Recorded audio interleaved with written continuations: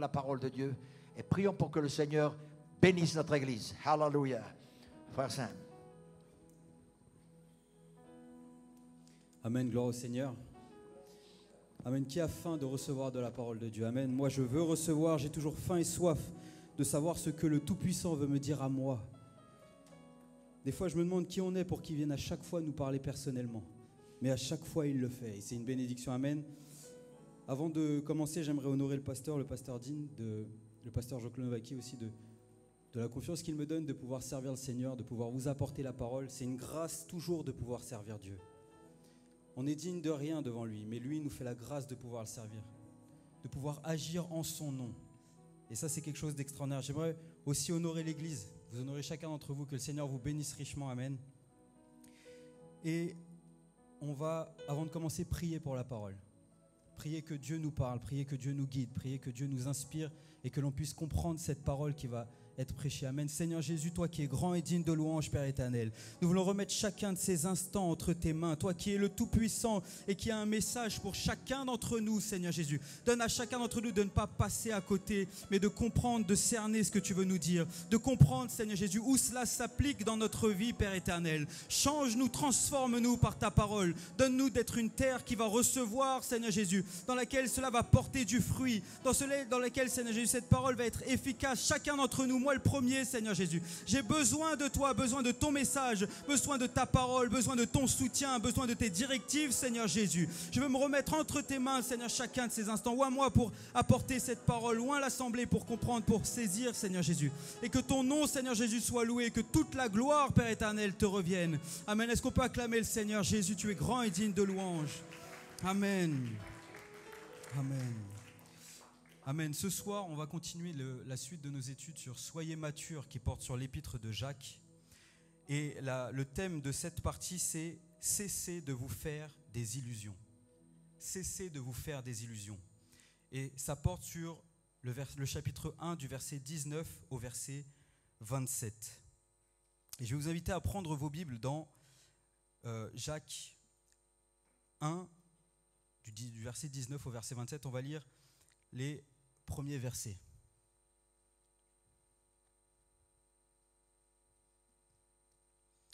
Amen. Quand vous avez trouvé, dites Amen. Jacques chapitre 1 au verset 19.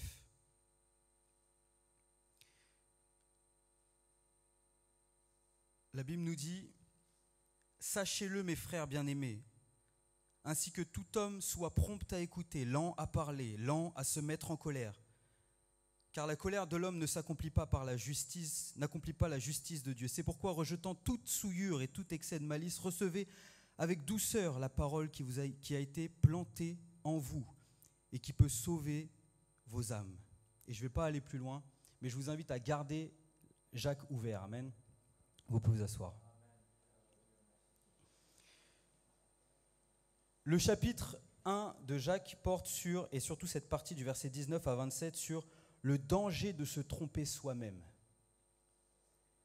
Et au verset 22 de Jacques 1, la Bible dit « Vous abusant par de faux raisonnements ».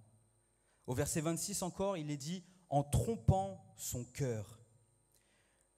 Et nous, en tant que chrétiens, on doit bien comprendre qu'il n'y a pas que l'ennemi qui peut nous tromper, ou il n'y a pas que des hommes qui peuvent nous tromper. On peut se tromper soi-même. Et c'est souvent plus grave. Et c'est plus dur pour nous de se rendre compte quand on est dans l'erreur, quand on est dans cette partie-là.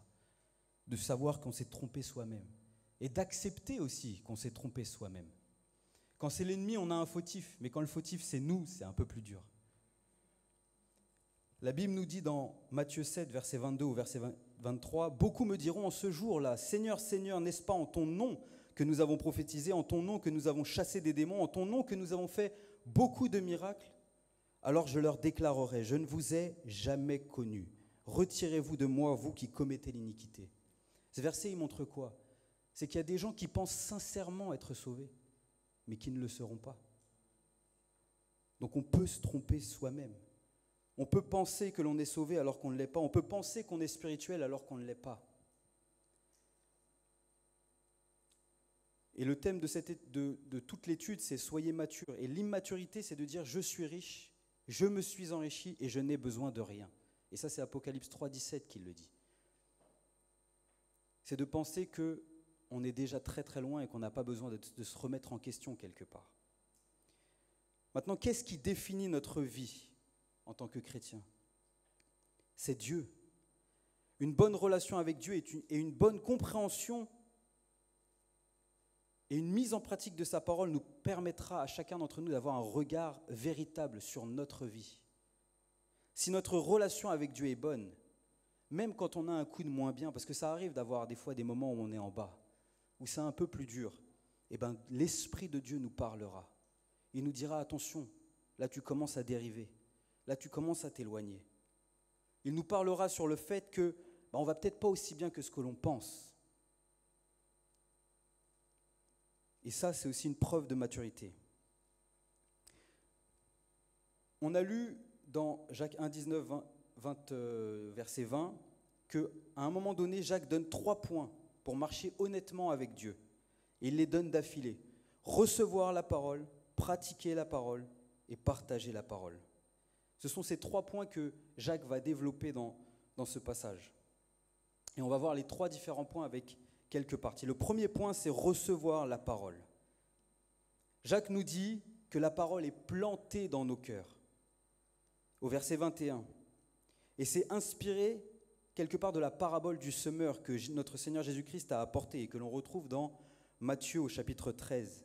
La parole de Dieu est donc comme une graine qui se plante dans le cœur de l'homme. Et Jésus-Christ décrit 4 états du cœur, ou 4 terres.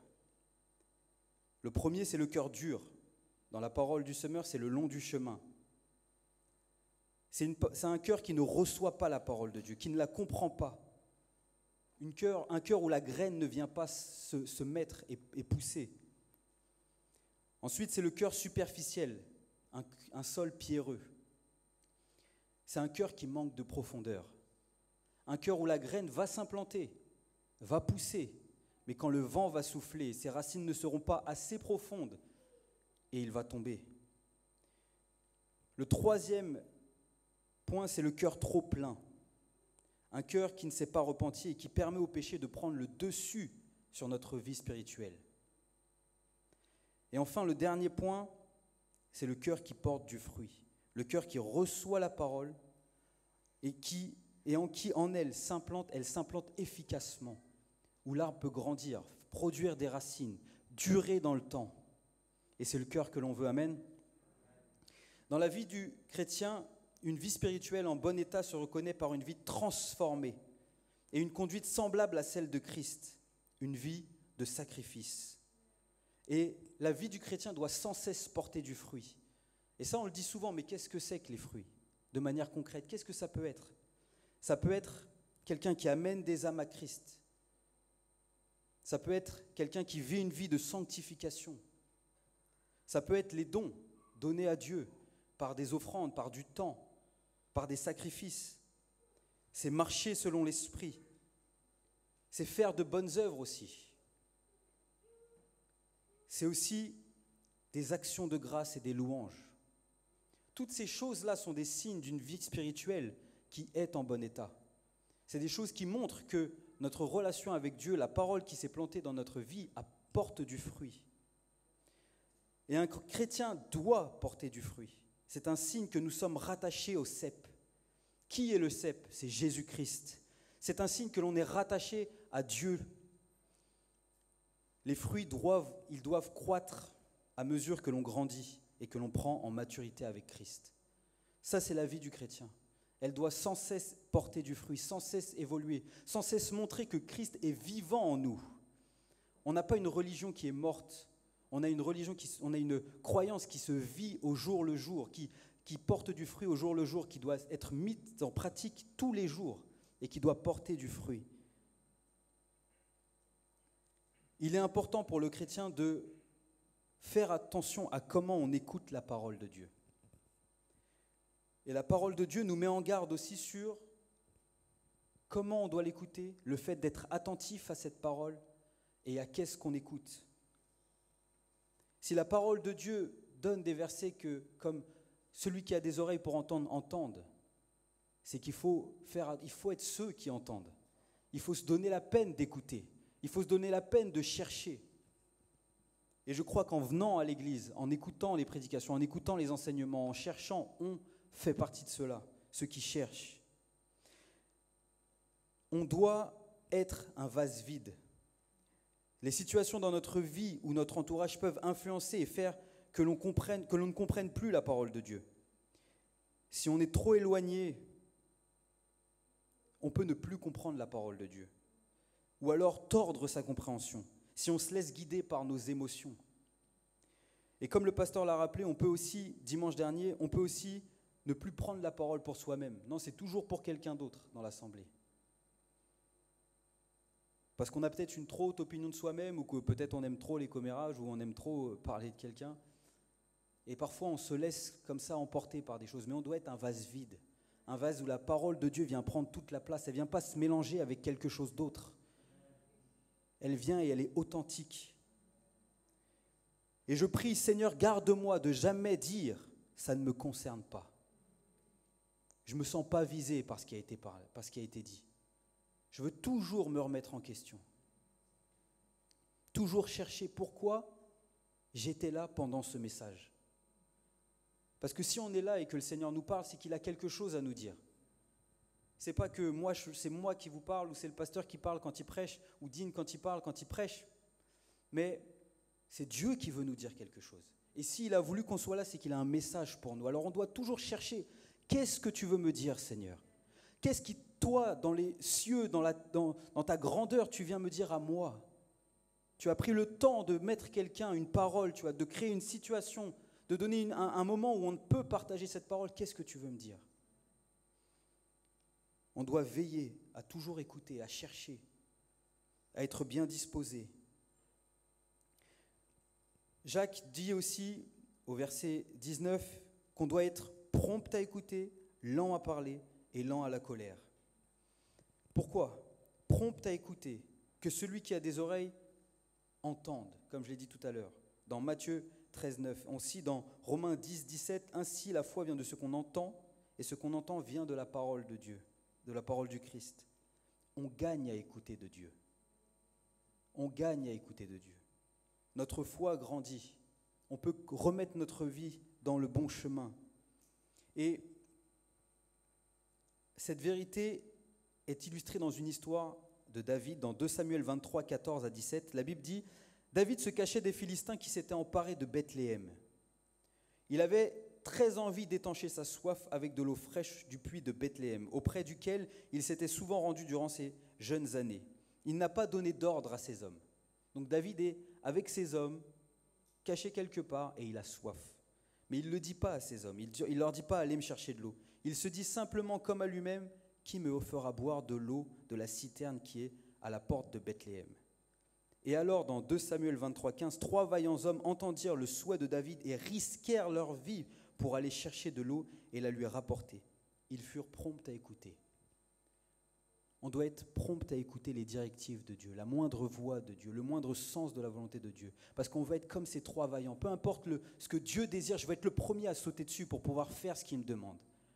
Le premier à vouloir lui plaire, le premier à vouloir lui apporter ce qu'il désire. Pourquoi ? Parce que je l'aime de tout mon cœur, de toute mon âme et de toute ma force. Parce qu'il est celui qui mérite tout dans ma vie. On veut être prompt à écouter comme ces hommes qui ont risqué leur vie juste pour ramener de l'eau à leur roi. Qu'est-ce que l'on fait pour notre Dieu ? Comment on écoute les mouvements de ses désirs et de sa volonté ? Le deuxième point, c'était lent à parler. Proverbe 10, 19 dit « Celui qui retient ses lèvres est un homme de bon sens. » Proverbe 17, 27 nous dit « Celui qui ménage ses discours possède la connaissance. » La parole de Dieu nous met souvent en garde contre la langue. C'est vraiment quelque chose que l'on doit maîtriser, quelque chose de dangereux, qu'on doit contrôler. Et elle met en avant, dans les 2 proverbes qu'on a lus, celui qui arrive à la retenir, celui qui arrive à la maîtriser. Combien de problèmes on aurait pu éviter si on avait tenu notre langue, ou si quelqu'un d'autre avait pu tenir sa langue ? Le troisième point, c'est lent à la colère. Celui qui est lent à la colère a une grande intelligence. Mais celui qui est prompt à s'emporter, et là j'aime bien le côté clair de la parole de Dieu, proclame sa stupidité. La parole de Dieu ne mâche pas ses mots. Et une sainte colère, c'est possible, mais ça doit être insufflé par Dieu. Si nous sommes à l'origine de la colère, la Bible dit, on n'accomplira pas la justice de Dieu. Parfois, on est un peu impulsif. Que Dieu nous aide. On doit pas perdre le contrôle. La maîtrise de soi, c'est un des fruits de l'esprit. Alors ça peut arriver, mais on ne doit pas justifier ce qu'on a fait. On doit se remettre en question, on doit se repentir. Peu importe que l'on ait eu raison ou non.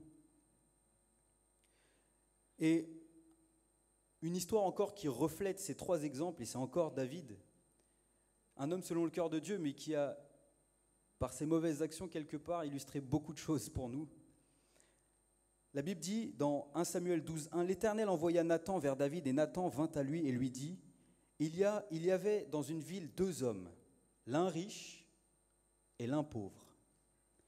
Le riche avait des brebis et des bœufs en très grand nombre. Le pauvre n'avait rien du tout qu'une petite brebis qu'il avait achetée, il la nourrissait, et elle grandissait chez lui avec ses enfants. Elle mangeait de son pain, buvait de sa coupe, dormait sur son sein, et il la regardait comme sa fille. Un voyageur arriva chez l'homme riche, et le riche n'a pas voulu toucher à ses brebis ou à ses bœufs pour préparer un repas au voyageur qui était venu chez lui. Il a pris la brebis du pauvre et l'a apprêtée pour l'homme qui était venu chez lui. La colère de David s'enflamma violemment contre cet homme, et il dit à Nathan, « L'Éternel est vivant, l'homme qui a fait cela mérite la mort. » Il a été prompt à parler, il s'est mis en colère. Et Nathan dit à David, « C'est toi cet homme. » Comme j'ai dit tout à l'heure, Proverbe 14, 29, « Mais celui qui est prompt à s'emporter proclame sa stupidité. » Dieu nous confond parfois. Il n'a pas écouté. Il n'a pas écouté les signes qui étaient là. Réfléchis, mais de qui il parle? Parce qu'il aurait pu faire le parallèle avec ce qu'il avait fait lui.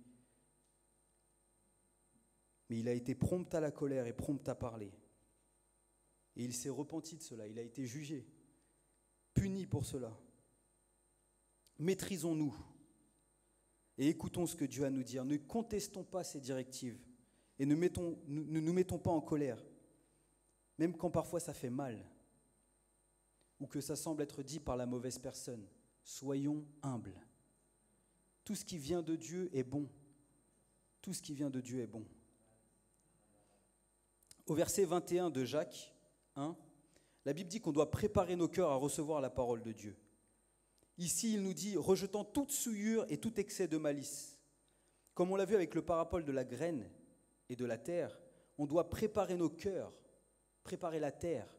Moi, je découvre ce que c'est que le jardinage. Préparer la terre, ce n'est pas facile, mais on doit préparer son cœur, on doit travailler son cœur. On doit défricher, enlever les choses qui sont mauvaises pour que la graine puisse porter du fruit, pour que la parole de Dieu puisse entrer dans un cœur qui va bien l'accueillir, dans laquelle elle va être efficace. Il dit que l'on doit recevoir la parole de Dieu avec douceur. Et je rappelle que Dieu ne parle pas qu'au travers des pasteurs ou des prédicateurs. Parfois, il parle à travers un ami, à travers quelqu'un qui l'aura inspiré. Il a parlé à travers un âne, il peut parler à travers quelqu'un. Donc ne disons pas qui c'est pour me parler. Non, est-ce que Dieu me parle à travers cette personne? Même si c'est dur, même si parfois ça ne semble pas légitime, prenons ce que Dieu a pour nous, laissons le reste. Soyons humbles, éprouvons ce que nous avons reçu, prions à ce sujet, mais ne laissons pas la colère nous faire passer à côté des directives de Dieu. On veut pratiquer la parole. C'est le deuxième point qu'on a dit au début. Nous avons vu qu'il fallait écouter, faire attention à comment on écoute, mais ça ne suffit pas. Il faut mettre en pratique cette parole. Ce n'est pas un bon sermon qui nous accorde les bonnes grâces de Dieu, mais ce sont nos actions après la prédication. Souvent, ce n'est pas sauter dans l'église qui va faire qu'une parole aura été efficace. C'est est-ce que notre vie a été changée derrière? Est-ce qu'on a mis en place les actions qui sont en accord avec cette parole qui nous a été prêchée? Vaut mieux une réunion calme où il n'y a rien et les vies sont transformées qu'une réunion où tout le monde saute partout et il ne se passe rien derrière. On peut accumuler de grandes connaissances sur la parole de Dieu et passer pour un grand homme de Dieu devant les hommes sans pour autant être en bonne santé spirituelle. Si on n'applique pas ce qui est enseigné, si on n'applique pas ce que l'on a reçu, si on accumule la connaissance juste comme un bien, comme une fierté, on ne va pas aller loin. Il faut mettre en pratique cette parole. Le chrétien se doit de pratiquer la parole de Dieu. Ce qui nous définit comme chrétiens, c'est de pratiquer la parole de Dieu. Nous, on ne croit pas aux chrétiens non pratiquants. On est de ceux qui sont chrétiens comme Christ, qui suivent Christ. Comment on suit Christ? Par nos actions. Parce qu'on pratique ses directives, parce qu'on pratique sa parole. La parole de Dieu est souvent comparée à un miroir. Et dans Jacques 1, du verset 19 à 27, à un moment donné, il compare la parole de Dieu à un miroir. Et un miroir a 3 fonctions. Elle sert à nous examiner. Quand on se met dans un miroir, on regarde s'il n'y a pas quelque chose qui va de travers, une mèche rebelle, une tache de peinture. Ça sert à nous examiner. Et Jacques mentionne plusieurs erreurs que les gens font lorsqu'ils se regardent dans un miroir. Jacques 1, 23, 24 nous dit « Si quelqu'un écoute la parole de Dieu et ne la met pas en pratique, il est semblable à un homme qui regarde dans un miroir son visage naturel et qui, après s'être regardé, s'en va et oublie aussitôt quel il était. » La première chose, c'est des fois on se regarde à peine dans un miroir. On ne prend pas le temps de s'examiner. Et qu'est-ce que ça veut dire? C'est que parfois on lit la Bible, mais on ne cherche pas où est-ce qu'elle s'applique dans notre vie. On lit. On enchaîne les pages et les chapitres, mais on ne cherche pas à savoir où est-ce que ça s'applique dans ma vie. En quoi ça doit me parler? Comment ça doit changer ma vie? Et on lit sans que notre conscience nous parle. Mais nous ne devons pas lire la parole avec négligence. Il vaut mieux lire un peu et que cela transforme une partie de notre vie que lire beaucoup et que cela ne fasse rien. La deuxième chose, c'est qu'on oublie ce qu'on a vu. On doit prendre au sérieux ce que nous lisons et ce qui est révélé par la parole de Dieu dans nos vies. Dans l'Ancien Testament, on voit parfois des réactions un peu théâtrales de certaines personnes, de certains prophètes, comme Ésaïe qui dit « Malheur à moi, je suis perdu » ou Pierre qui dit « Seigneur, éloigne-toi de moi parce que je suis un homme pécheur » ou encore Job, qui était pourtant considéré comme le plus juste, qui dit « C'est pourquoi je me condamne, je me repens sur la poussière et sur la cendre. » C'est beau, ça semble un peu théâtral, mais ça montre à quel point le fait d'avoir reçu une révélation sur le fait que leur vie n'était peut-être pas en alignement avec la parole de Dieu, les a impactés, les a touchés. À quel point c'était important pour eux que leur vie soit selon ce que Dieu demande. Et est-ce que nous, on fait ça? Est-ce que quand on se rend compte que notre vie n'est pas alignée avec Dieu, on prend ça comme quelque chose de très très grave? Où on se dit, non, il y a le jardin à faire, j'ai assez de problèmes comme ça.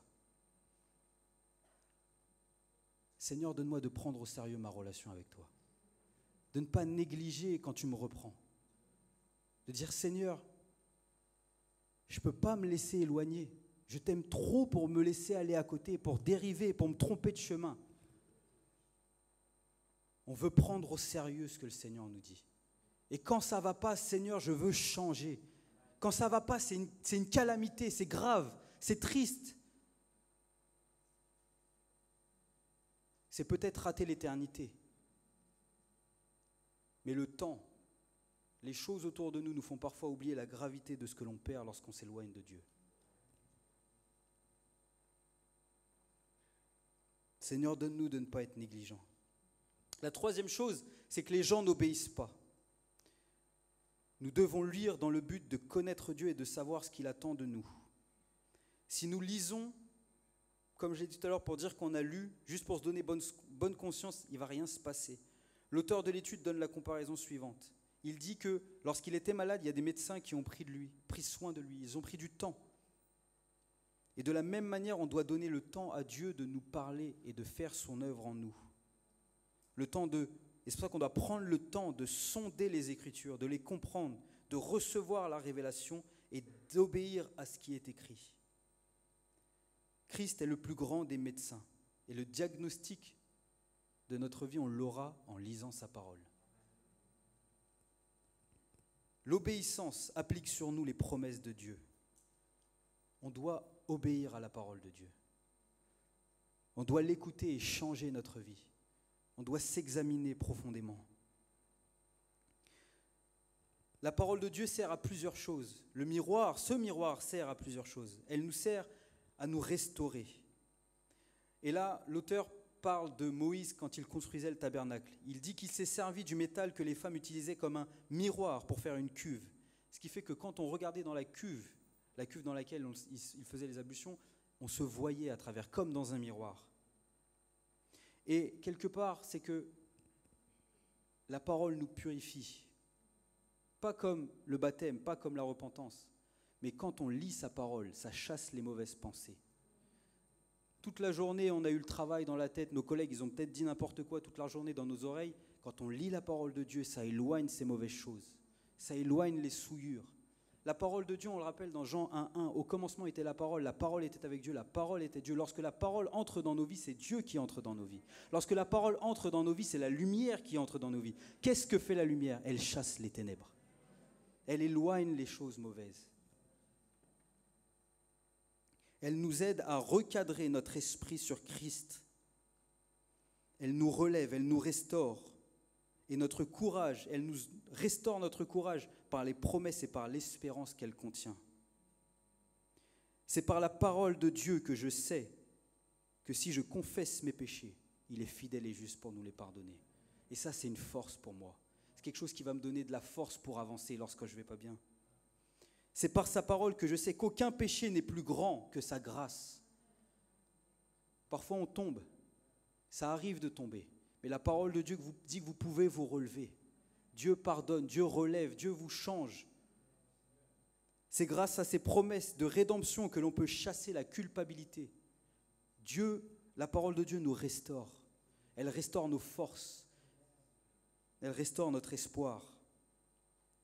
Lorsque l'on est au plus bas et que l'on cherche cette restauration, il faut s'appuyer sur la parole de Dieu. Elle ne ment pas, elle ne déçoit pas, elle ne faillit pas. Sa parole s'accomplit toujours. La parole de Dieu sert à nous transformer.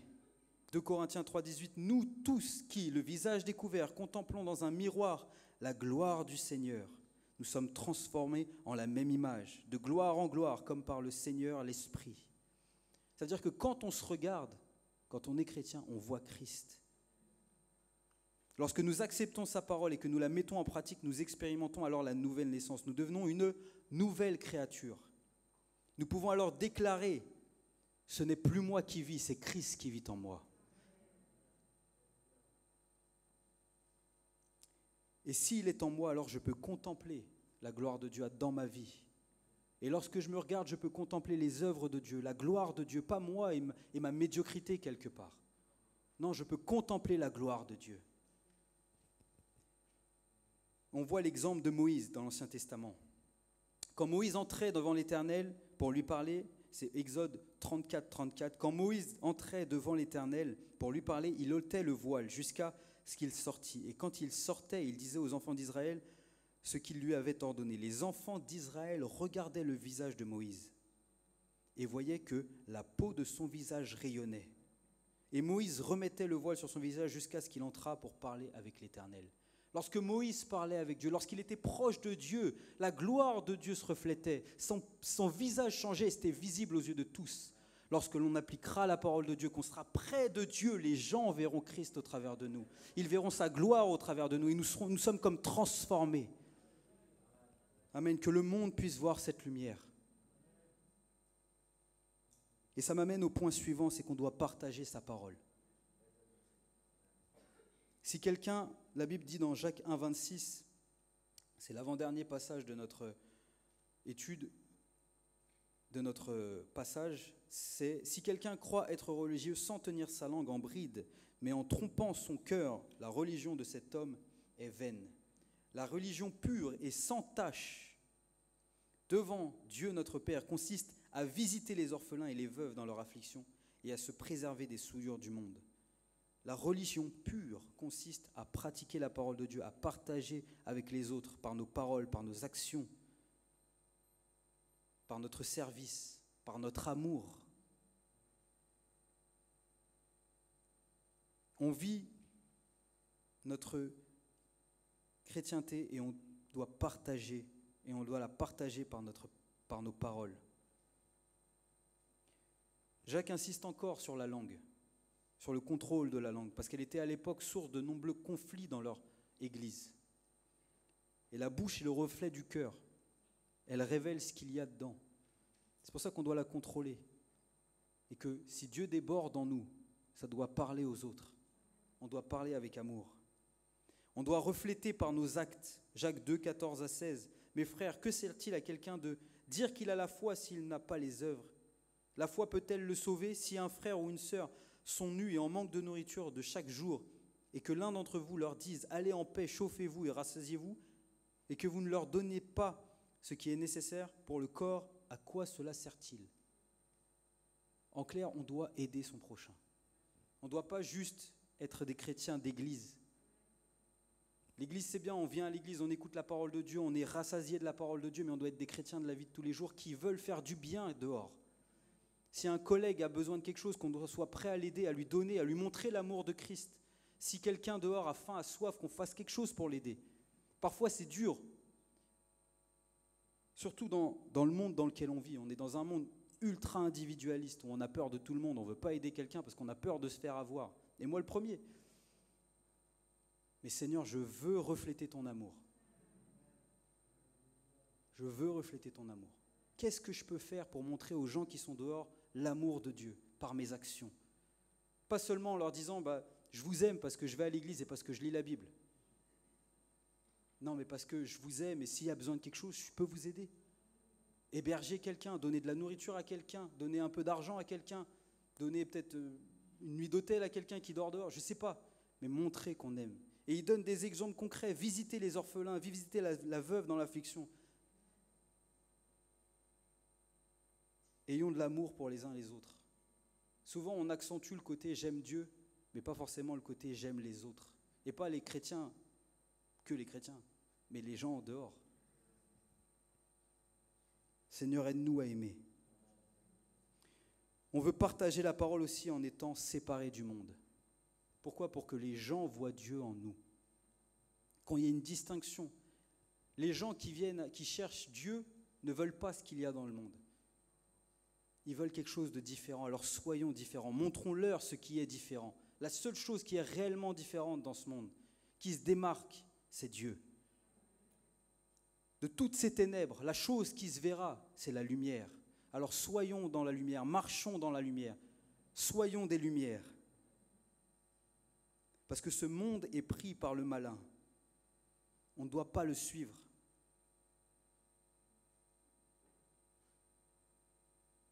Il nous faut marquer une différence. Nous, on doit influencer les autres par notre différence, pas ils doivent nous influencer. Comme Lot, lorsqu'il s'est séparé d'Abraham, il s'est implanté près d'une ville et il s'est laissé influencer par les gens, par cette ville. Il a pris la culture de ces gens. Il s'est fourvoyé auprès d'eux. Non, nous, on veut rester à part, un peu en dehors de la ville comme Abraham. Et quand on y va, on apporte la parole de Dieu. Quand on y va, on montre quelque chose de différent. On leur montre qu'il y a quelque chose d'autre de possible. Et c'est Dieu et c'est Christ. Amen, en nous levant.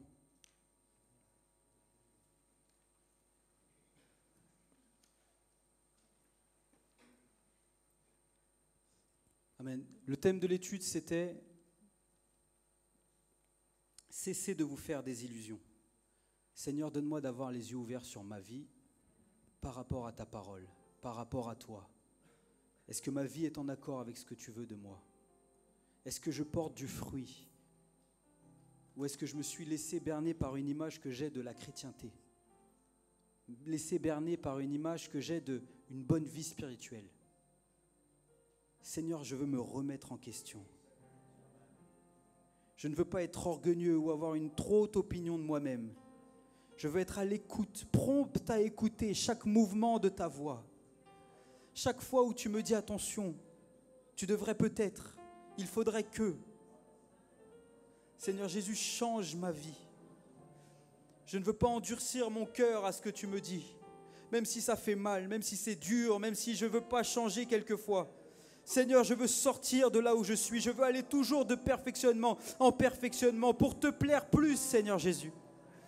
Pour que tu puisses toujours plus regarder sur ma vie et dire « Bon et fidèle serviteur ».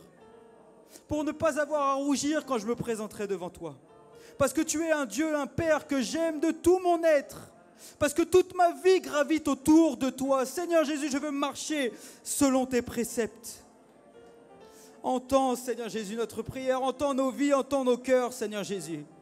Entends notre repentance, entends notre demande, Seigneur Jésus.